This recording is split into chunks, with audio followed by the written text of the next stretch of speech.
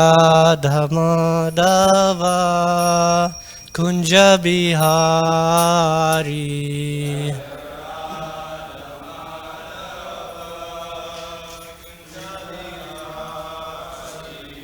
Jaya Radha Madhava Kunja Bihari.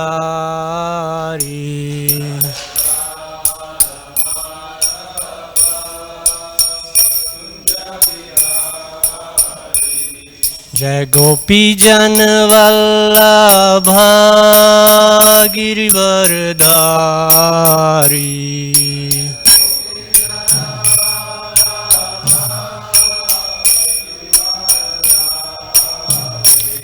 Jai Gopi Jan Vallabha Girivardhari.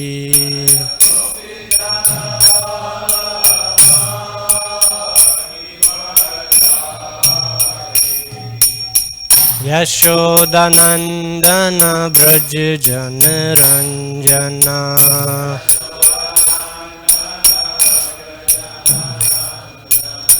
Yashodanandana Braj Jana Ranjana.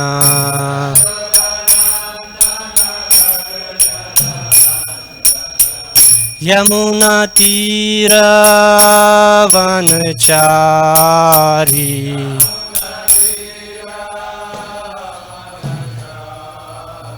Yamuna Tira Vanachari.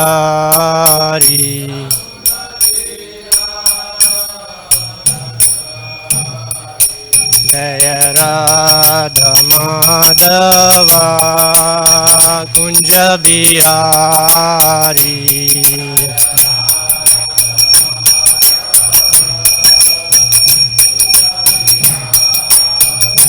Jaya Radha Madhava Kunja Bihari.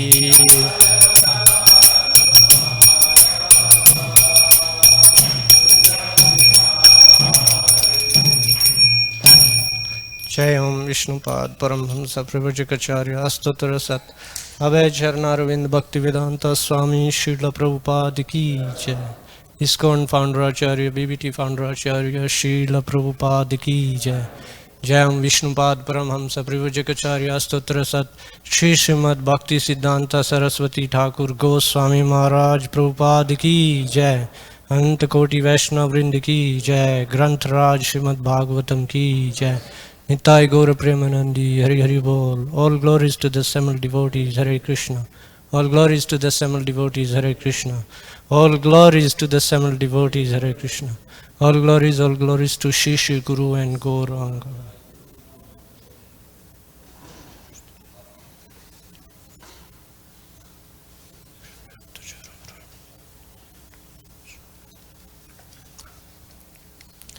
Om Namo Bhagavate Vasudevaya.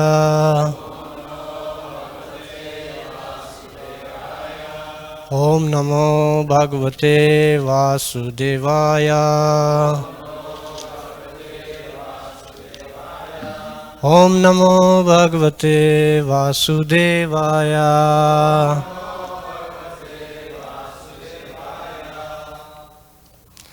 Hare Krishna.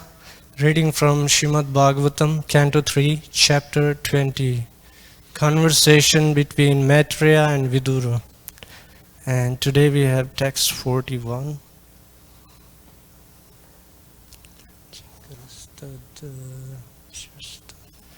Jagrustad Vishrastam Tam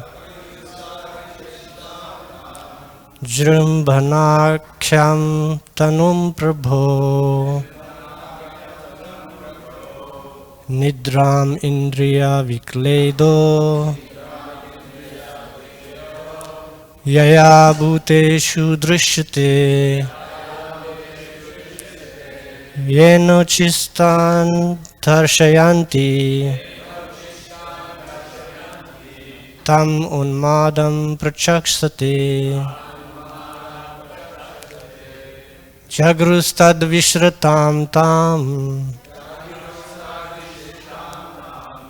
Jrambhanakhyam tanum prabho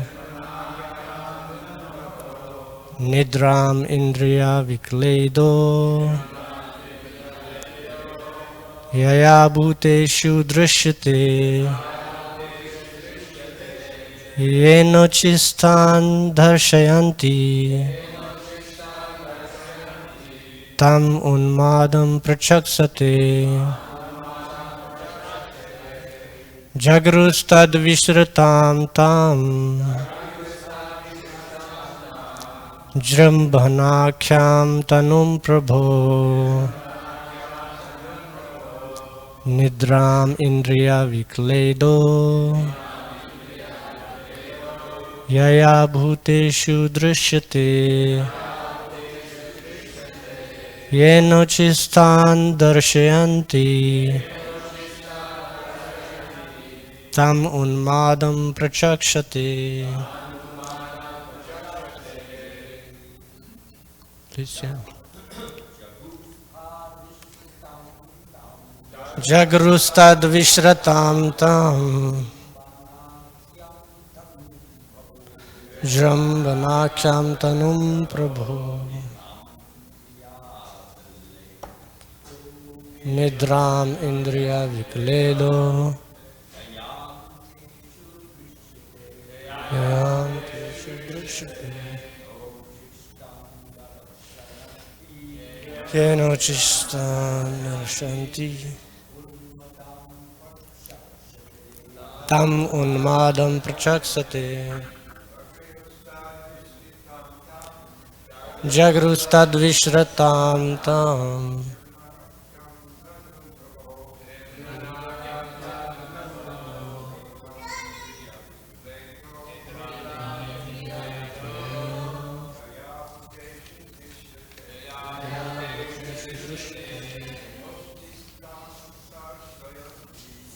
Jagrustad Tam unmadam prachaksate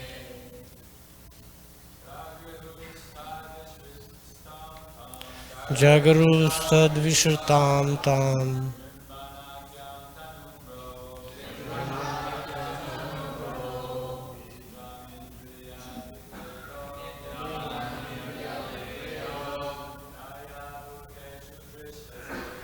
Yaya bhuteshu drishyate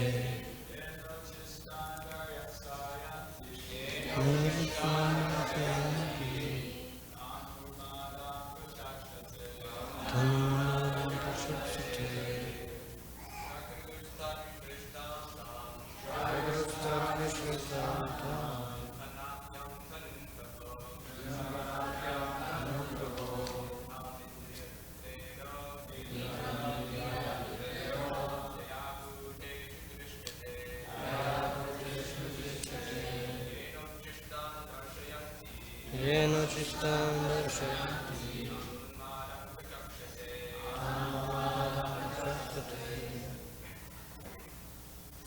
Mataji's, please. Jagrustad vishratam tam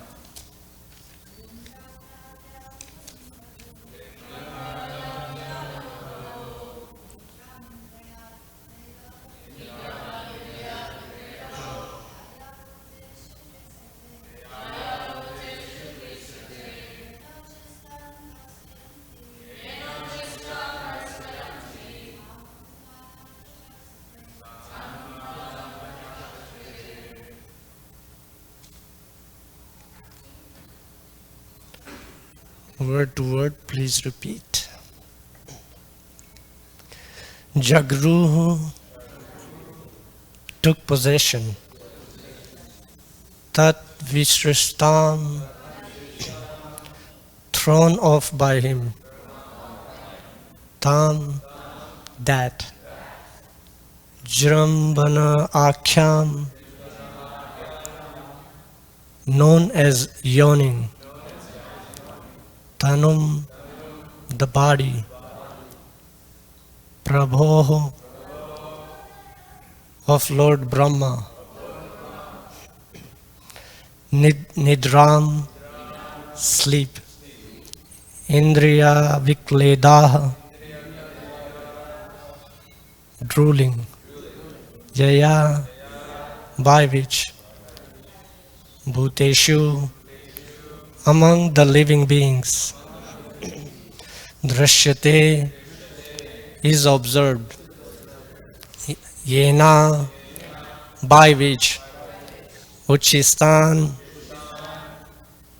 smeared with stool and urine,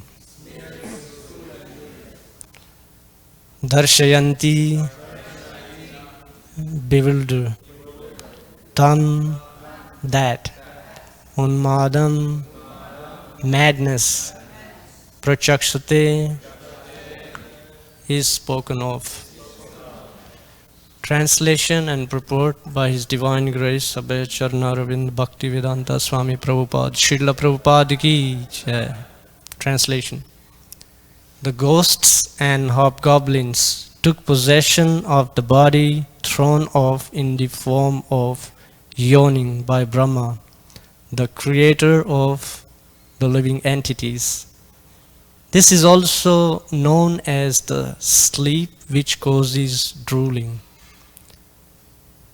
The hobgoblins and ghosts attack men who are impure, and their attack is spoken of as insanity. Purport. The disease of insanity or being haunted by ghosts takes place in an unclean state of existence. Here it is clearly stated that when a man is fast asleep and saliva flows from his mouth and he remains unclean, ghosts then take advantage of his unclean state and haunt his body.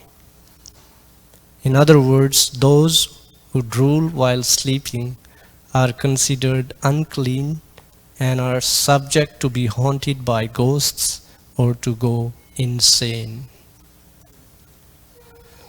Om Jnana-timirandasya Jnananjana Shalakaya Chakshurun Militam Yena Tasmai Shri Guruve Namah Shri Chaitanya Manobishtam Stapitam Yena Bhutale Swayam Rupa Kadamayam Dadati Swapadantikam. Jai Shri Krishna Chaitanya Prabhu Nityananda Shri Advaita Gadadhar Shivasadi Gora Bhakta Vrinda. Hare Krishna, Krishna Krishna, Hare Hare, Hare Rama, Rama Rama, Hare Hare. Vanchakalpatarubhyascha kripa sindhubhya eva cha patitanam pavanebhyo vaishnavebhyo namo namah. Hare Krishna. It's so inspiring to be back in this energetic, devotionally surcharged gathering of devotees, and what a perfect opportunity to be discussing Srimad Bhagavatam. Especially these kind of topics are interesting to many people. Like, I don't know how many of you maybe used to watch horror movies. I meet many students, and many of them, they love watching horror movies. Especially recently we had the festival, what's that, like a Halloween? Yeah, people dress up like different ghostly characters, and you know. So here we are talking about ghosts, and it's not a surprise, they are actually, it's a reality, they do exist. And no wonder they are mentioned here in Srimad Bhagavatam. Actually, does anyone know who is the god of the ghosts? Lord Shiva. He is actually very kind and compassionate to all kinds of living entities. And that's why he is also very widely worshipped in the material world, because we can imagine like most living beings are under the mode of ignorance. How Srila Prabhupada said earlier, mode of goodness was more prevalent, but in Kali Yuga, goodness is rarely seen. It's more passion and ignorance. And we hear and we also see these days it's not even passion, mostly it's ignorance. So these kind of living entities, they are actually completely in mode of ignorance. And that's how they are able to survive in these kind of horrible, ghostly bodies, existences. Now, actually, ghosts, hobgoblins, these are, they actually live in subtle body. They don't even have a gross body. So when we hear how Lord Brahma is throwing off these bodies, so Srila Sridhar Swami, great commentator on Srimad Bhagavatam, great acharya in Vaishnava tradition, in one of the previous purports is mentioning that what does it mean when Brahma is casting off these bodies? And many of you were in previous classes. Can anyone tell me what it means when Brahma says Brahma is casting off these different types of bodies?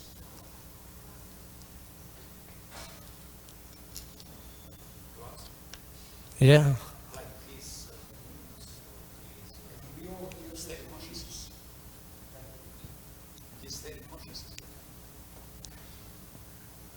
Yeah. So he said that what it means to cast off body, when Brahma is casting off all these bodies and these different types of beings, they are taking that body. So here these ghosts and hobgoblins, they are taking this yawning, and that's how they are existing in that form. So what it means is Lord Brahma, he doesn't have a material body also. He also has a subtle body. So he's casting different types of mentalities, or like Prabhu said, Prem Sankirtan Prabhu said, it's consciousness. So he's casting all these because actually Lord personally told him when Lord Brahma created these, I think it was the demons who came from his back and they were like chasing him. So then Brahma ran to Lord Vishnu and he was like, please help me, protect me. He is the protector of the devotees. So please protect me from these. And he was actually angry at them for behaving in that way. And so then Lord Vishnu tells him that just give up this body. And so pretty much that's what it means to give up that kind of mentality. So nature of living beings in material existence is to be envious of each other. I don't know if anyone of us has experienced someone being envious, but it's pretty common to be envious of someone maybe doing better than us or whatever. It's like, it feels like almost like second nature or maybe first nature. So and that's why we can see in devotional circles we don't see that so much, but before becoming devotees we can see maybe at our workplace or maybe in school or in our neighborhood, wherever we are, some people, they get envious of something you have better than them. And that envy actually extends to a greater extent when one becomes envious of Krishna. And that's what these kind of beings, they show completely, because they don't follow any kind of Vedic culture, and they do all kinds of activities that are against the Vedic culture. So pretty much it's like blatant atheism, rejecting the existence of the personality of Godhead.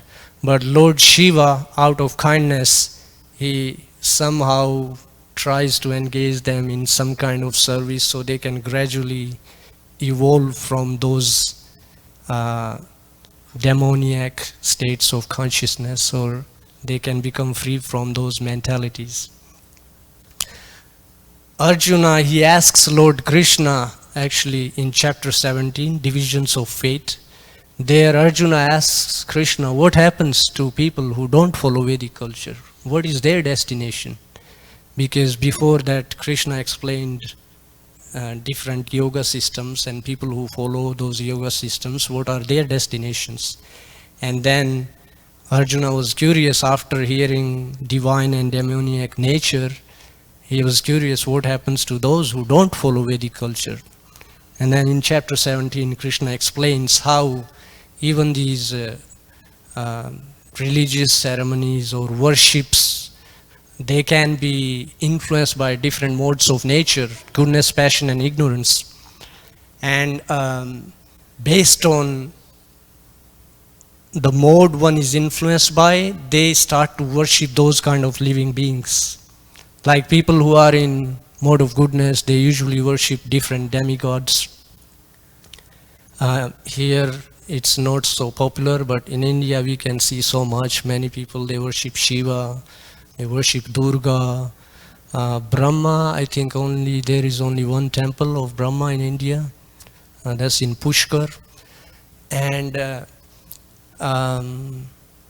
Ganesha, so different demigods people worship. Hanuman, of course, Hanuman is not a demigod but a great devotee.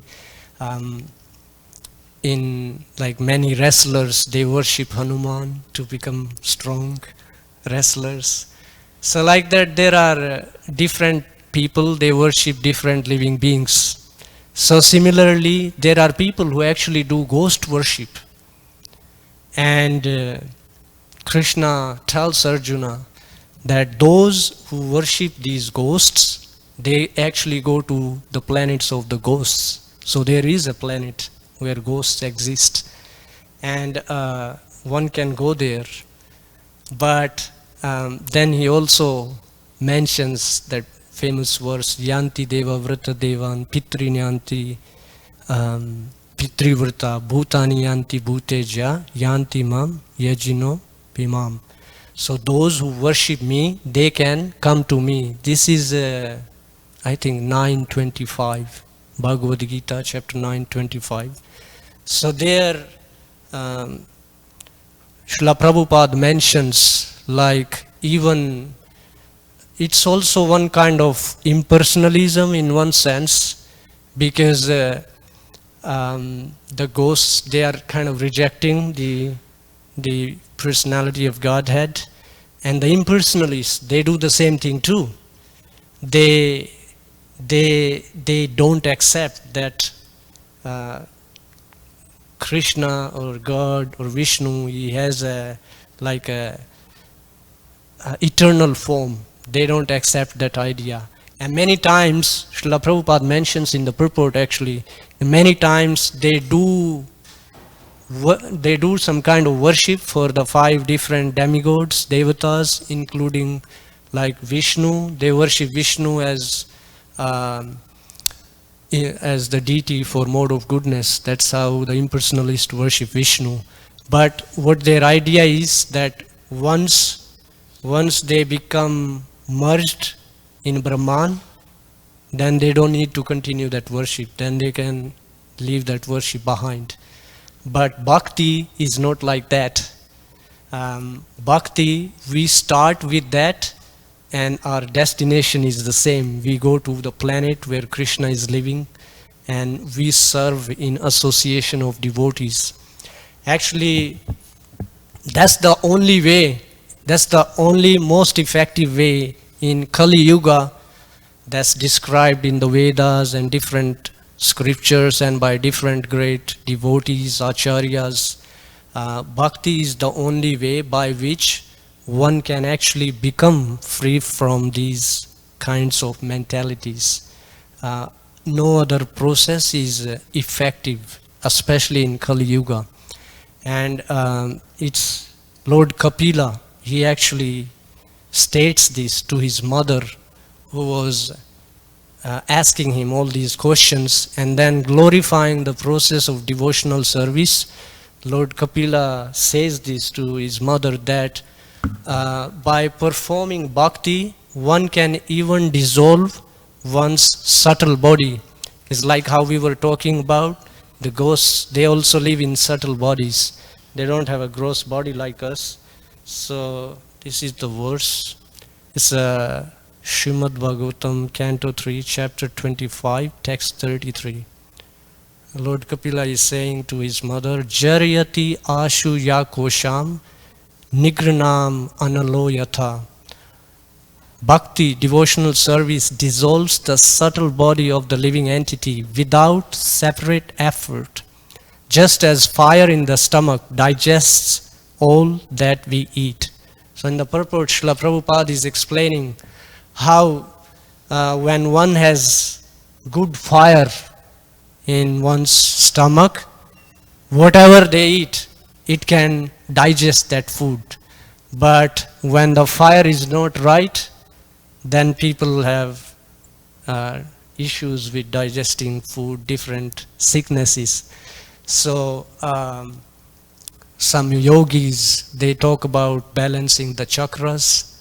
So that's what it is. But it's explained, just like when someone has good fire in one's body, they can digest food very well. Same way, when one performs bhakti, devotional service, then it dissolves your gross body, your subtle body, and actually rewards you with your spiritual body that we originally exist in the spiritual world. So that's the difference between performing these different kinds of worship, whether it be ghost worship or demigod worship, or in the purport, Srila Prabhupada even mentions sometimes some people, they even make their own imaginative gods. Like he gives example of one person in India during World War II. There was a person, he was worshipping Hitler, and he was doing some black marketing during that time, so he was able to make a lot of money. So he thought, man, Hitler is God. He's helping me make so much money. And he was happy doing that. But that kind of worship is not gonna get you too far. But when we engage in devotional service, in the same purport, Srila Prabhupada gives example of Bilva Mangal Thakur. So people want to become free from miseries. How many of us here want to be miserable? Does anyone want to be miserable? No one wants to be miserable. Everyone wants to be happy, having a good time. But the problem is, people in general, they don't know how to do that. Many people, they try to make a lot of money. They think by being very wealthy, I can be happy because I can buy happiness.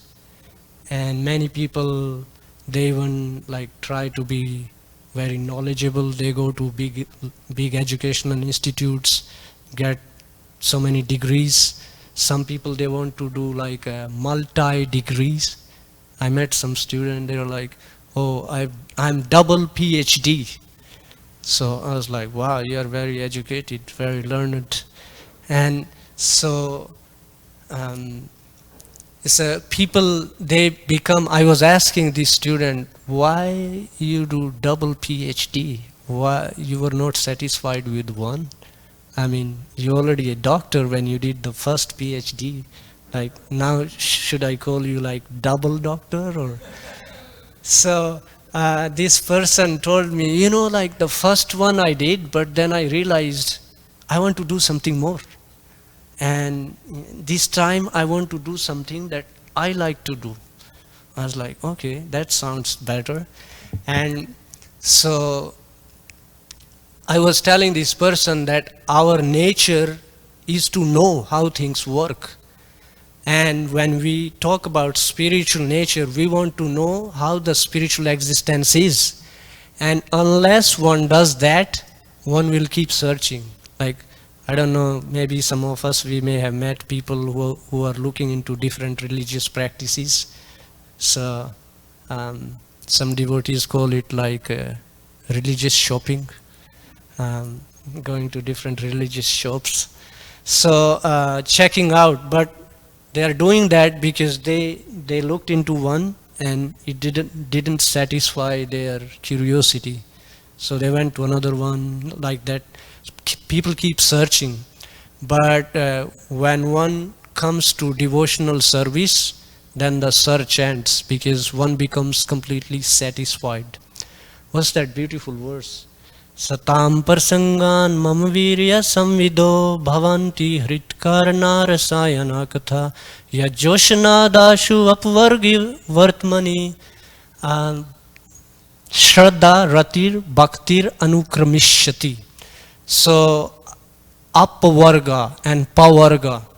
Srila Prabhupada explains this very beautifully. Pavarga means one is caught up in material existence. Like how we were talking about people, excuse me, people who think by making a lot of money, being wealthy, you can be happy.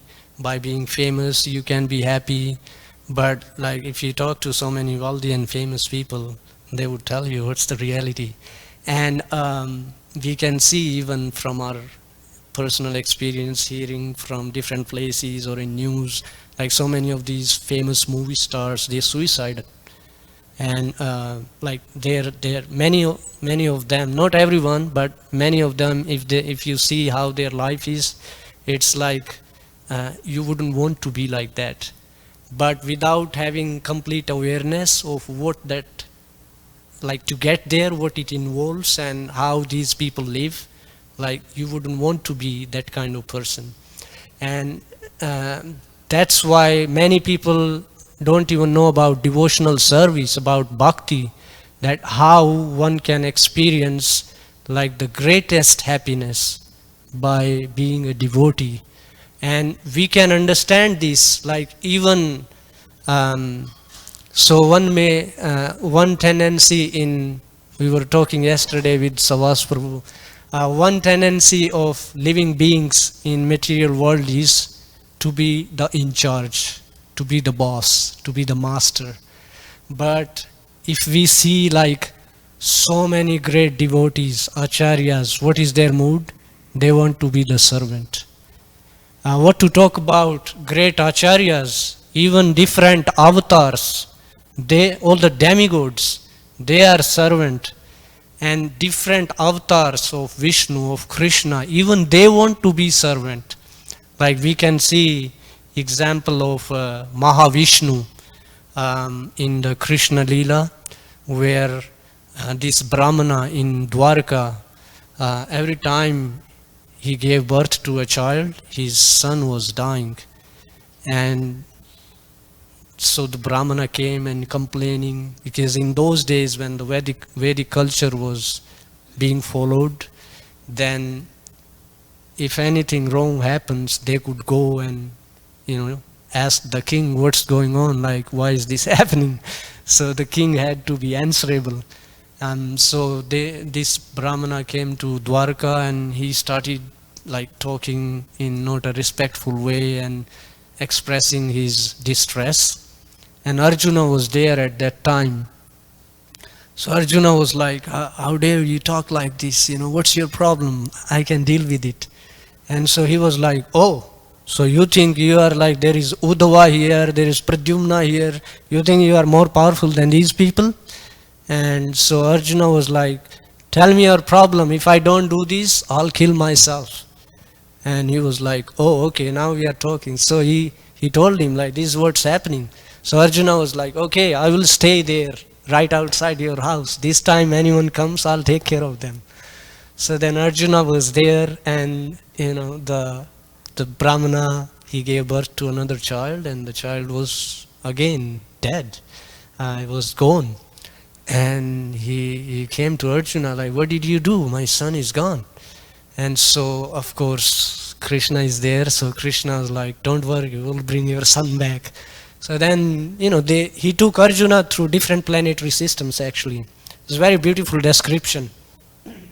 People may think that These kind of things don't exist. So if we read this pastime, we can see Krishna takes Arjuna through all different planetary systems. And then they went to Mahavishnu Loka. There is Mahavishnu there. And he actually offers respects to Krishna, and he invited, like welcomed Arjuna also. And there he mentioned, Mahavishnu mentions that I couldn't come to Dwarka, so I had to find out some way to bring you here so I can get darshan, because I don't get to take darshan. So we can see even different avatars of Krishna, they are attracted to Krishna. And they are attracted to devotion service, and they want to do service. But an envious living entity, they are averse to devotional service. And that's the condition of most living entities in material existence. So this was one of the main points I wanted to share. But also we should remember Srila Prabhupada, he always made this point very clear. Even the impersonalists, they may even get to Brahman, but because they don't engage in devotional service, they come back. They have to come back. And then they engage in different charitable activities, and hopefully if they find some devotee and engage in devotional service, they can progress. But otherwise they cannot just stay in merged in Brahman. So that's why, like, intelligent people, they take to devotional service. What's that verse? Sankirtan verse, glorifying Lord Chaitanya. Krishna varnam tvisha krishnam sango pangastra parshadam yagge sankirtana prayar yajanti hi sumedasha. Sumedasha means like very intelligent person. So most intelligent personalities, they engage in devotional service. But those who are in ignorance, they engage in like ghost worship, this worship, imagine your own God, or think you are God, and all these kind of mentalities. So a devotee, by engaging in devotional service, they become free from these mentalities, these impurities, like how in the purport Srila Prabhupada is saying, they are in an unclean state. So unclean doesn't mean just like your house is messy, or you don't take a bath, or you have long hair. That's not, it doesn't mean just that. That's part of it. But unclean means your mind is unclean. There is like bad thoughts in your mind, and because that's how we act. Whatever is in our mind, we do it.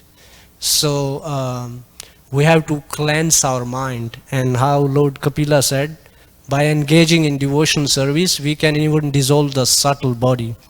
So devotees understand these things, and they happily engage in devotional service. Otherwise, if you ask Dhira-lalita Prabhu, like, how can you go out every day, talk to these people who don't want these books, and try to ask them, please take this book and help out. So it's not possible. Even I'm amazed how, like, he's like a smart young man, like at this age he's going out. Some days I feel like, man, like it's raining, I don't want to go out. It's cold, it's windy, I can't deal with it. But like, if you talk to him, he'd like, get a ice jacket, get a snow jacket and go. And I was like, what? A snow jacket? I never heard of it. So, you can see a devotee, out of pleasure, they want to engage in devotion service because it's very pleasing. When you engage in devotion service, you get real happiness, which you don't have to buy with money. Like, Dhira-lalita Prabhu, do you have to pay to go out on books? No. So, devotional service is completely free of charge. And you can do it. Everyone can do it. Actually, Krishna makes it so simple. In the purport, even Srila Prabhupada explains, this is the last point, I'll stop then. So in this famous verse, Patram Pushpam Phalam Toyam, hearing the explanation from different devotees, they're saying Krishna is making so easy. Like, if you don't have anything, everyone can find some water. everyone can find a leaf or a flower, and if you just offer that with love, I will accept it. It's that simple, and that changes our mentality just by doing that. It seems very simple. I was just talking with one person other day, and talking about prasadam, and this person was saying, like, I've been coming for over 20 years, but and the thing that attracted me was prasadam. I was like, that's true. Bhakti starts with tongue. You taste prasadam and you chant Hare Krishna and you are done. And you can't stop. That's the real ghost you want to be haunted by. Because then what happens? You find Krishna. So we want to find Krishna. We don't want to meet these kind of ghosts, you know.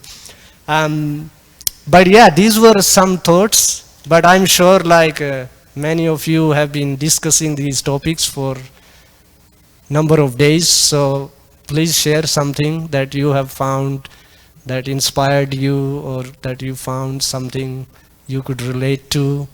We have maybe a couple of minutes. Otherwise we can just, yes, Brigupati Prabhu.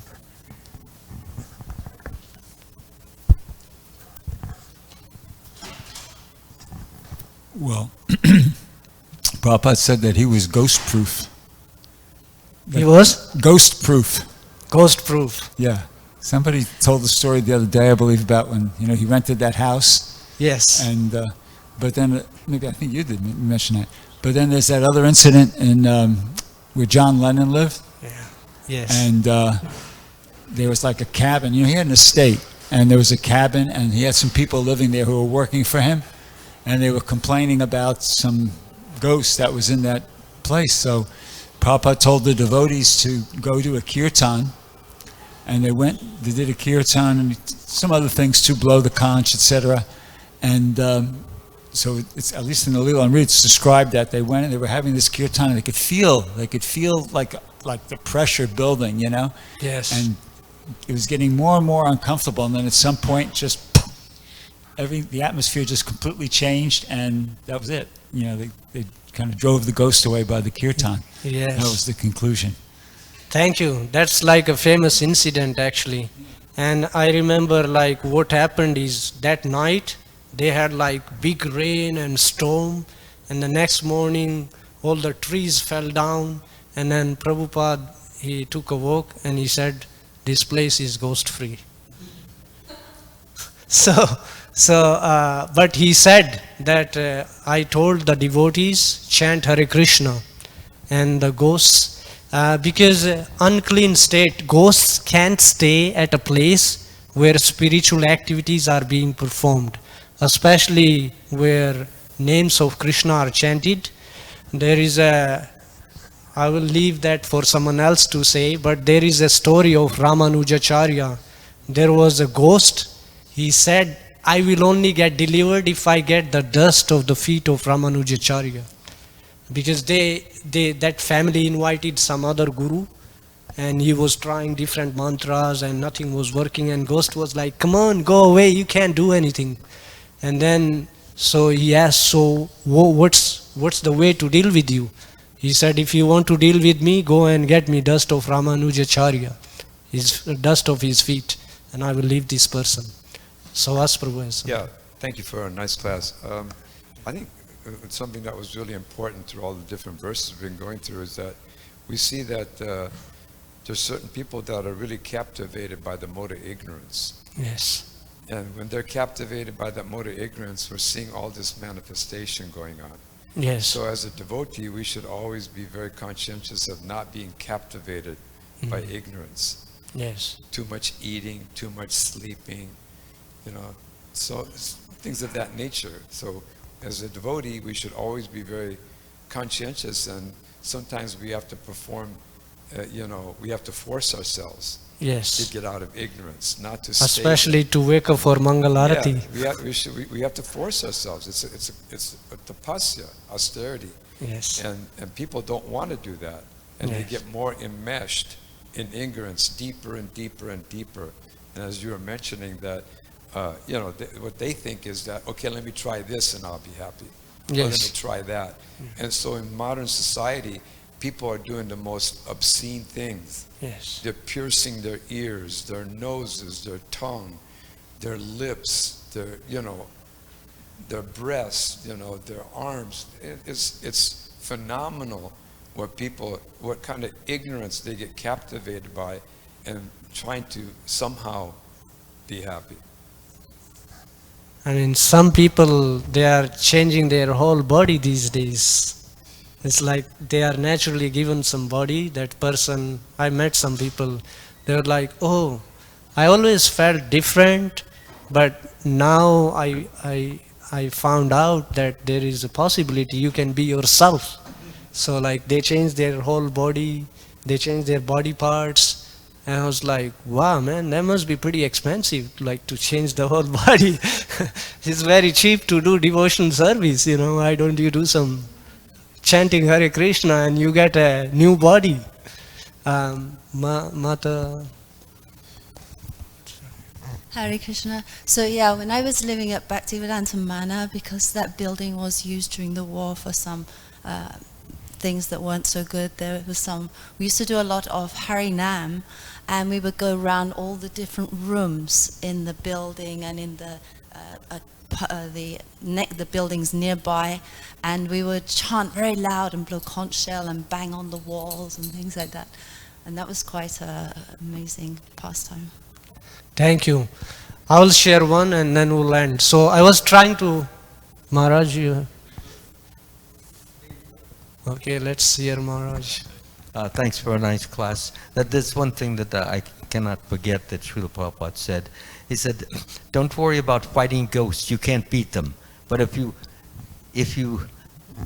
become attached to Krishna and his great devotees and his great words, that's an automatic repellent. Ghosts don't want to go near you. It's like the cockroaches. You put the repellent, they run away. So similarly, the ghosts, they don't want to go near a person who is attached to Krishna, because Krishna has power, has greatness, has glory, has understanding, intelligence, so many things that you cannot get on your own. And therefore, Prabhupada says, get attached to all things connected with Krishna. And if you do that, it's automatic. You don't have to think, well, is that ghost going to get me? Is he going to attack me? That doesn't even exist. They don't want to get near you. So that's the most important thing. Thank you, Maharaj. Automatically repel. Thank you. So Perfect much. point. So there is 2 points just to end. One is, I think there is a book written by a devotee which gives glories of Bhagavad Gita and Srimad Bhagavatam. And its reference is from Skanda Puran, Padma Purana. So in that, I think it's chapter 3. If you chant chapter 3 of Bhagavad Gita, you can free one from like ghosts. And then another is like, one of the reason we read Srimad Bhagavatam every morning is, of course, devotees take pleasure in talking about Krishna, remembering Krishna, glorifying his pastimes. But there is actually a very, very special incident which talks about how hearing Bhagavatam in association of devotees, speaking Bhagavatam, it actually like frees one from because there are certain kind of ghosts, they don't go just with like normal chanting. And for them, you have to do like some specific yagya. So there is a famous story of Gokarna, which is like in glorification of Srimad Bhagavatam, which is in Padma Purana. And it's quoted quite often, but I'll just say it in like a few moments. So Gokarna, he had a brother who never did any kind of good activity in his life. Everything he did was like crazy. And like even Chitragupta, it said he stopped writing all the bad things he's doing. He just dropped his pen. He was like, I cannot write so many things he's doing. So Chitragupta he's making record of every person, and that's what he presents to Yamaraj, the god of death, when a person dies and they take the person to Yamaraj. of course, devotees, they don't see Yamaraj.